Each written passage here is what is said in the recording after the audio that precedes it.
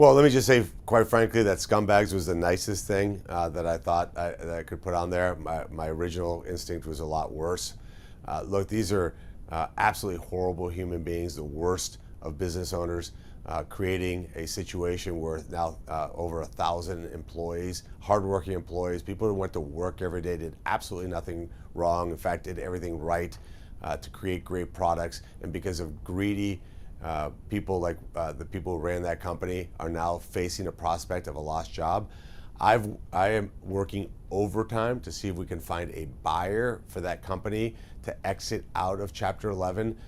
Now that is an absolute Hail Mary pass, but I am working every single solitary day. I've talked to the workout company. We've talked to a potential buyer, or at least somebody who could facilitate a buyer. These are good factories with great employees doing the great work of building American-made products here in Ohio. And so my focus is on making sure that these things don't close. Now, it's going to be very, very difficult. I may not be successful in that endeavor, but I'm always going to fight for American workers. And to the owners, I hope you rot in jail. I hope that you'll never see freedom again, and I hope that every single cent of your money is seized and given to the employees who are suffering as a result of your greed. Shame, shame, shame on you. What's your message also for the 700 workers between Tiffin and Bowling Green in Northwest Ohio that are waiting to see what happens with the company who work there?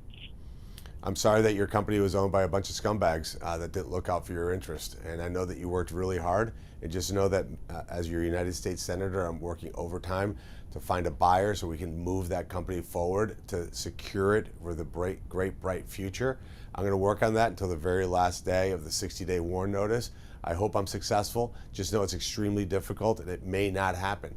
In fact, the odds are probably against me being able to be successful here, but I'll always fight for you to make certain that you have a job in the future. You did absolutely nothing wrong. You built great products in Ohio that you should be very proud of. The only thing that went wrong there is you had a couple scumbags that owned your company, and they're going to pay a big price in our justice system.